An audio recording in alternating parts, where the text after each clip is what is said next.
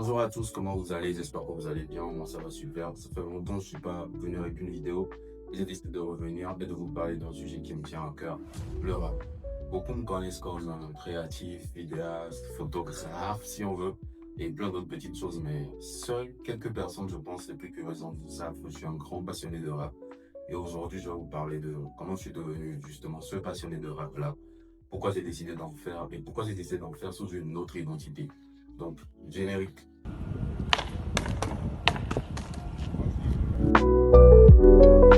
Comment est-ce que j'en suis arrivé à écouter du rap? Ce qu'il faut savoir, c'est que moi, quand j'étais plus jeune, j'étais un grand fan de rock, de heavy metal. J'écoutais Metallica, Nirvana, AC/DC, Black Sabbath et tout ça.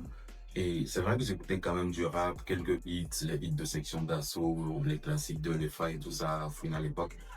Mais ça, c'était vraiment quand je voulais écouter de la musique en groupe, quand j'étais seul. J'écoutais plus des Beatles même des fois, et principalement du Nirvana et du Metallica. Donc, tout a commencé quand les potes à moi nous conseillaient d'écouter la musique de Lelo. Et je tiens à préciser, Lelo, c'est vraiment celui qui a fait ce déclic-là parce que j'ai découvert sa musique juste après avoir vu le film Matrix. Et son album que j'ai découvert, c'était L'étrange histoire de Monsieur Anderson et Trinity avant ça. Les deux étaient très inspirés de Matrix, donc ayant adoré le film, ça a été une transition parfaite vers ce style de musique-là. Donc, tout a commencé avec lui. Ensuite, je suis passé à 8 heures. J'ai découvert vraiment le rap, je veux dire, avec les rappeurs geeks de la nouvelle génération qui se permettaient de faire des rimes avec des mots un peu geeks, un peu techniques et qui posaient des choses, qui utilisaient des instrumentaux inspirés de musique de jeux vidéo, qui allaient en faisant, qui faisaient des clips. Tout était vraiment formaté pour des gens qui avaient eu une enfance passée sur Internet et ça a été vraiment le déclic qui m'a amené au rap. Maintenant, après ça, je ne suis pas resté à ça parce que j'ai voulu quand même aller à l'origine de la chose. Et le groupe, je veux dire, qui m'a fait rester, c'est vraiment le Wu-Tang. Le Wu-Tang Clan, lorsque j'ai découvert leur histoire, j'ai vu leur série et tout ça, j'ai vraiment accroché grâce à eux. Donc, c'est vraiment eux qui m'ont donné envie de plonger dans le rap. Donc, comment est-ce que j'en suis arrivé là? Il faut savoir que j'ai toujours été un passionné d'écriture depuis ma tendre enfance. Et j'aimais bien écrire des histoires, des romans, tous ceux qui ont utilisé Wattpad à l'époque. J'ai rendu ça. Mais tous ceux qui ont utilisé Wattpad à l'époque savent de quoi je parle. Et du coup, tout a commencé là. Et paradoxalement, petit à petit, je suis passé des romans à la poésie, on va dire. Et justement, si on part du principe que le rap, déjà, c'est rhythm and poetry. Justement, un matin, je me suis remis, j'écoutais, bon, je ne sais plus quel artiste, mais j'écoutais, je me suis dit, mais en vrai, ça ressemble un peu à mon style d'écriture. Et je me suis amusé en fait à placer mes mots sur ces mots dans sa chanson. C'est-à-dire, j'écoutais et à chaque fois qu'il parlait, je parlais aussi en lisant. Je l'avais écrit et le rendu n'était pas dégueulasse. Et suite à ça, j'en ai parlé avec quelques amis qui m'ont présenté à Mystic Beat, justement, le GOAT ultime, la chèvre à deux têtes avec qui je vais justement bientôt travailler, qui justement m'a dit, bah, écoute, ce que tu as, c'est une très bonne base.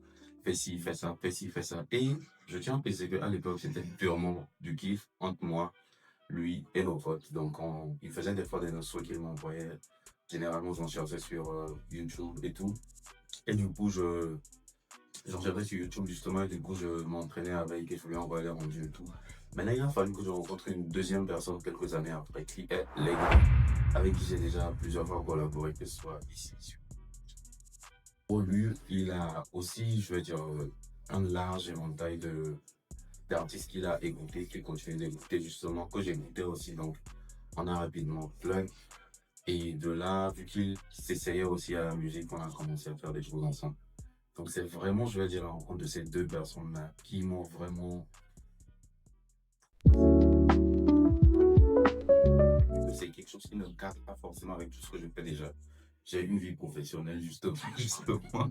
Je me vois très mal arriver à mon taf et dire quelque chose et que les gens me prennent au sérieux. Si la veille, je viens de voir pour l'instant, j'ai dit des choses un peu. Donc, j'ai vraiment voulu avoir cet équilibre-là où j'existais dans le monde professionnel pour tous mes projets et à côté, j'existais aussi, on va dire, dans le monde musical. Mais que ces deux identités ne se mélangent pas, ça me permet aussi d'un côté de savoir comment je gère un projet d'un côté et de l'autre sans que tout ne se mélange et que je ne me retrouve plus parce que je vais dire que les deux vies que je suis en train d'avoir actuellement sont des vies artistiques Donc c'est rapide. Bien que ce ne soit pas exactement la même chose, c'est facile de mettre l'une dans l'autre. Et il faut aussi ajouter que je travaille principalement sur beaucoup de choses. Et du coup, je pourrais tenter de vouloir tout gérer moi seul par rapport au côté musical, parce que si je mélange les deux, c'est sûrement ce qui allait arriver. Et ça, c'est ce qui allait être le début de la chute. C'est très simple, c'est juste que j'ai juste pris des surnoms qu'on me donnait souvent et des trucs que je trouvais qui venaient de façon récurrente dans ma vie. Certains savent, d'autres pas. Mon deuxième prénom c'est Billy, donc on coupe ça souvent Bibi, donc j'ai juste pris ça. Mais aussi Bibi en, je pense, latin, ça veut dire lumière. Et je voulais faire, ou vivre, je ne sais plus, je voulais faire un jeu de mots entre lumière et puis mort. Donc vie et mort qui est incarné par Anubis justement. Et je voulais un truc qui sonne un peu à la Fofo Scarfo, donc j'ai pris Bibi Anubis. Parce que je suis un grand fan de Fofo Scarfo. Je ne l'ai pas encore dit. J'aurais dû le dire dès le début parce qu'il a aussi, je vais dire, sur la sphère togolaise, beaucoup contribué au fait que j'ai vraiment envie de mettre mon énergie dans cette façon de créer, là, de mettre mon énergie dans cette musique. Donc, il y a beaucoup d'autres raisons qui ont fait que j'ai choisi ce nom-là, mais je vous les donnerai un peu plus tard. En séparant les deux identités, les gens, lorsqu'ils tombent sur la musique, justement, ne savent pas nécessairement qu'elle vient de moi.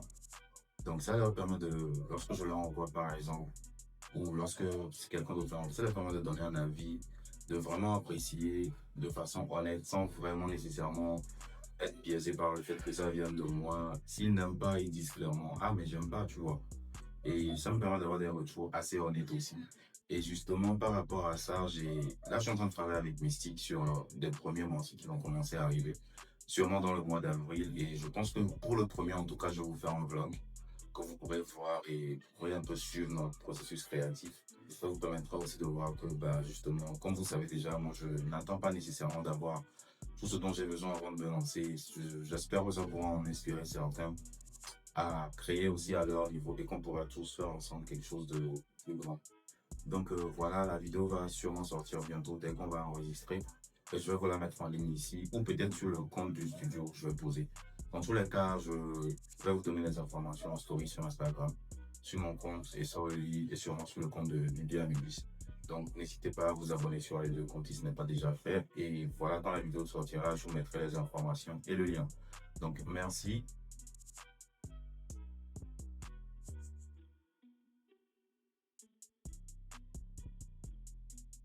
Il existe une multitude de genres musicaux et vous êtes libre d'écouter celui qui vous parle le plus. Ne vous sentez pas obligé, forcé d'écouter ce qui plaît à tout le monde. Ne vous portez pas de jugement parce que vous êtes attiré par des musiques différentes et vous pensez que ce qui est mainstream ne vous convient pas, ça ne vous correspond pas.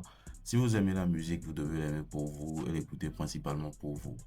Peu importe le genre que vous écoutez, il existe des personnes sur cette terre qui l'aiment aussi. Quand j'étais un fan de rock ou de heavy metal, je tombais toujours sur des personnes qui étaient fans de rock et de heavy metal et je kiffais quand même avec eux. Donc vous n'avez pas besoin de vous forcer à écouter le genre musical de votre entourage ou pire encore à faire semblant. Et ne vous forcez jamais la main et soyez vous-même au maximum. Voilà.